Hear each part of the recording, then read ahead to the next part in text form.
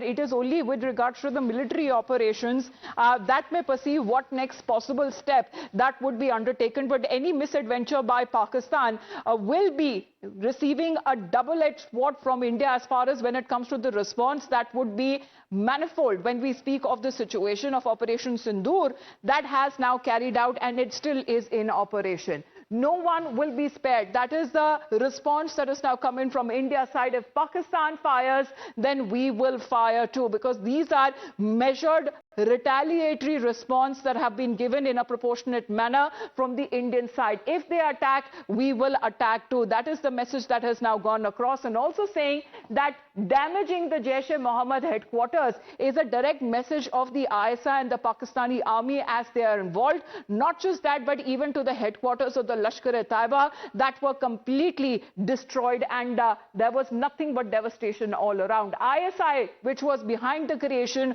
of Jaish-e-Mohammed, and these are the same terror organizations that are supported by the Pakistani army and the ISI, which are used to create unrest, especially in the valley. Now, Indian army and our forces have decided to nip it in its bud. Now, the Prime Minister's instructions are absolutely clear. That has now come across. There is absolute zero tolerance when it comes to terrorism.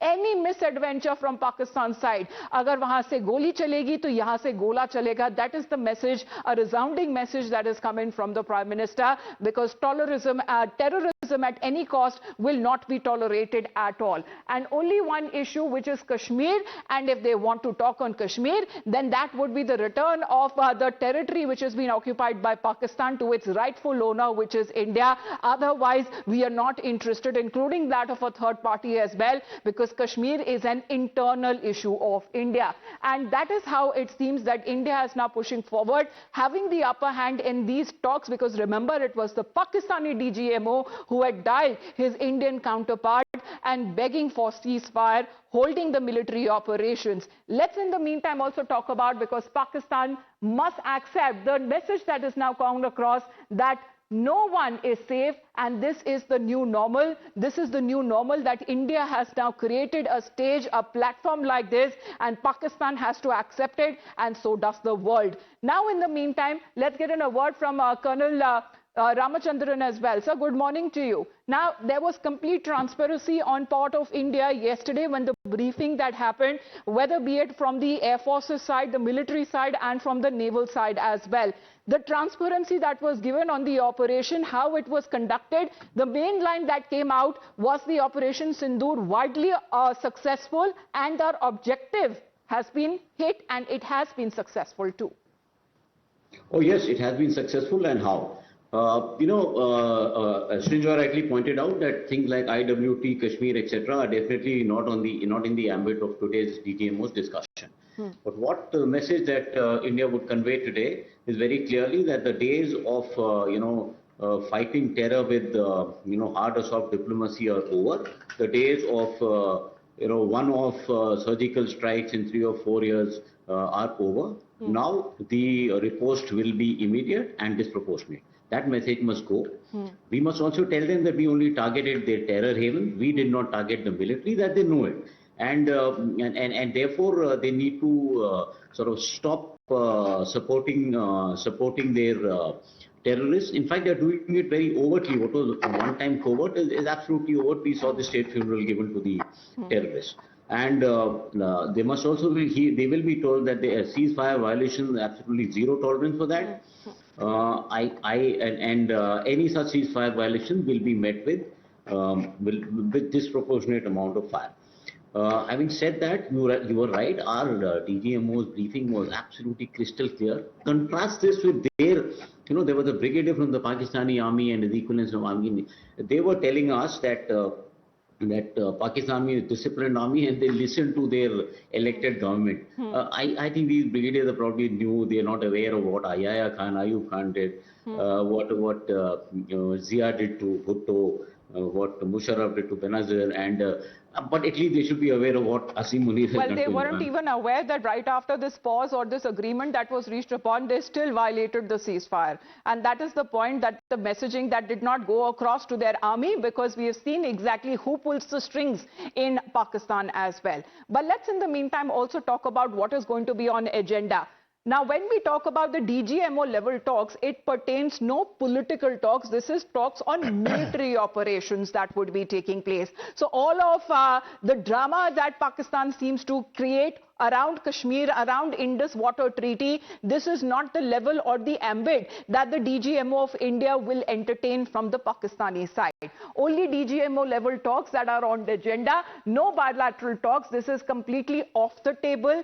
And when we talk about the ceasefire blueprint, because remember, it was the Pakistani DGMO who had dialed the Indian counterpart, but the issue of Kashmir, the issue of Indus Water Treaty are completely off the table. This is not at the level of DGMO when such kind of talks, and these are serious business when we speak of government to government business that we speak of, and bilateral issues that we speak of, because Kashmir is an internal issue and no third party mediation would be welcomed. So here, when it comes to the Indus Water Treaty, because Pakistan is already running dry, their defense minister says that India cannot put the treaty in abeyance, but Pakistan is the country which is already in violation and breach of the treaty, and here it has now given India the upper hand because there were certain conditions that were said when India agreed for this pause, for this understanding is concerned. But Pakistani army violations, the ceasefire, the heavy artillery shelling, the civilian areas and residentials that were targeted by the coward Pakistani army, those are the level of talks that are now we expected when the DGMOs on both sides have a conversation at around noon. But when it comes to US mediation, or the factor that US wanted to play as a mediator between India and Pakistan, that is completely off the table as well. So let's get in a word also from Captain Kumar. What do you make when we speak of the DGMO level talks? When it comes to the Operation Sindoor, will it be just effective when it comes to the talks that will be happening on military operations, or would it expand to other issues as well? Morning, Jai Hind. First of all, I must say, victory beyond imagination. Many people in the country must be thinking that we have left a very good opportunity. This is a talk of the table. I must tell you today that this is a victory beyond imagination, and that's what our Prime Minister had said when he spoke from Madhubani on 24th April. You see, I will explain you this why. DGMO's talk, as you have questioned, DGMO's talk will restrict to the military operations. But the war has been won, the Sanghars, the military action, not the war.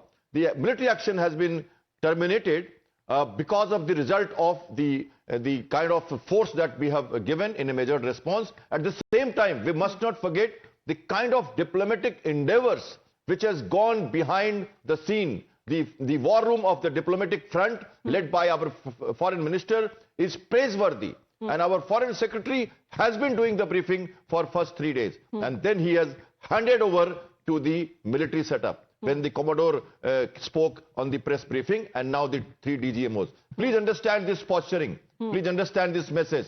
Now, India has done it best on diplomatic front. On my imagination, the victory beyond imagination is that means the declaration of terror as act of war is going to turn the table.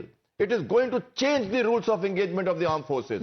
And if I have to explain you in the next segment, if you want me, I will explain you how. Because DGNO, Naval Operations, said that Pakistan knows what we are going to do. I'm going to talk about international waters. I'm going to talk about the legal issues, United Nations Article 51. Well, what we are told, sir, that India is also preparing ample evidence, a dossier of Pakistan's lies and what exactly it does support as far as Operation Sindoor is concerned, and a delegation will also be reaching out to the UNSC as well. But when we speak of ghar ke ghus ke marenge has now become a reality, because any act of Pakistani misadventure will now be considered as an act of war, and this is the new normal that not only Pakistan but world needs to get through, as far as this is the new India that has now come across, that we will not tolerate terror at any cost. Nor do we want any mediation with regards to India's internal affairs, even if it comes from a friend like the United States.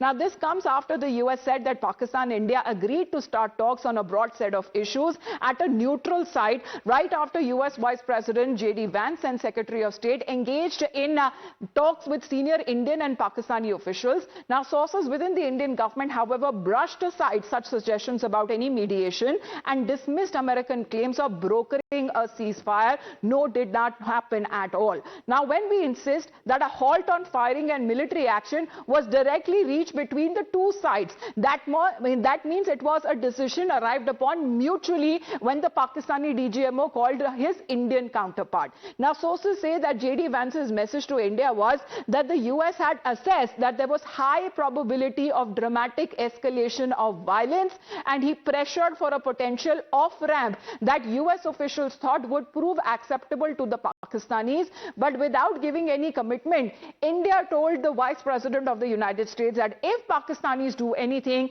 then they will get a befitting response which is more forceful, which is more stronger, and which is more devastating than anything that they will do. So enough is enough message that has now gone across, not just to US, even to Pakistan and to China as well. Let's talk about the message that India is going across as taking a tough stand to Pakistan, saying कि अगर वहां से गोली चलेगी तो यहां से गोला चलेगा. This is something that we will not tolerate at any cost. To China, which is Pakistan's all-weather friend, saying that we are ready to safeguard Pakistan's sovereignty. The message going across that it is evidently clear that China protects Pakistan and their role is clear. Message also to the United States that they do not want or welcome any interference, especially when it comes to the Kashmir issue, because this is an internal issue, and if there is any talks that need to happen, then it only will be on the return of Pakistan-occupied Kashmir to its rightful territory. Now, in the meantime, we speak of who waved the white flag first. We will not go on beyond what is happening on social media. That is an extensive social media war that has been taking place, but we put out the facts as on table as it is. Who waved the white flag first? It was Pakistan. It was the Pakistani DGMO who had called and dialed his Indian counterpart, asking for an immediate ceasefire. Now, who stood the ground on terror? No doubt it was India, saying that there is absolute zero tolerance, but with full restraint, India has managed, because this is a kind of discipline that the Indian armed forces follow. Let's talk about who comes up trump after the pause that was announced. It was India saying that Operation Sindoor has achieved all of our objective when it comes to hitting those vital military installations that has broken the backbone of Pakistani defense system. Who is winning the narrative of this war? This is India. What may come exactly what is happening on social media, because that is something that Pakistani minister wants to believe. The narrative and of course on table, because this is fact. India is far more capable with its full military might, and Pakistan just got a taste of Indian military might on its soil. When it comes to the OIC, which is silent, it is not backing Pakistan. So is the Saudi as well, who has completely backed India in its fight of self-defense and against terrorism as well. So Colonel Mahesh Ramachandran, this is the narrative war that we also need to talk about here. Involvement of Pakistan, involvement of China, and the involvement of the United States as well. Everyone knows what Pakistan is. Pakistan equals to terror state. Exactly. Pakistan equals to terror state. And how do you have talks with a terror state? We don't, like I said, we don't know who's in charge, who's calling the shots. We don't know that.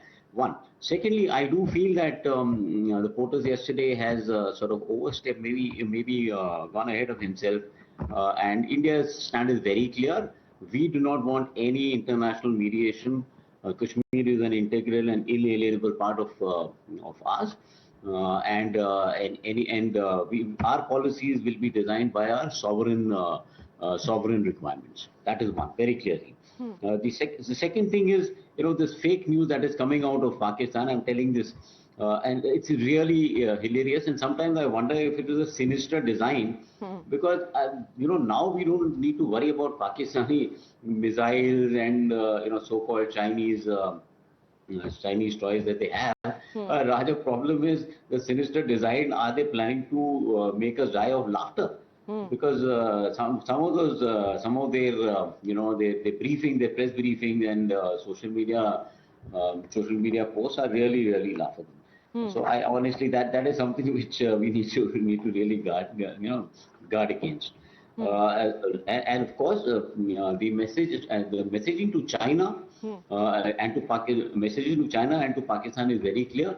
We are not going to tolerate any interference in our policies and the decisions that we take. Period. Absolutely.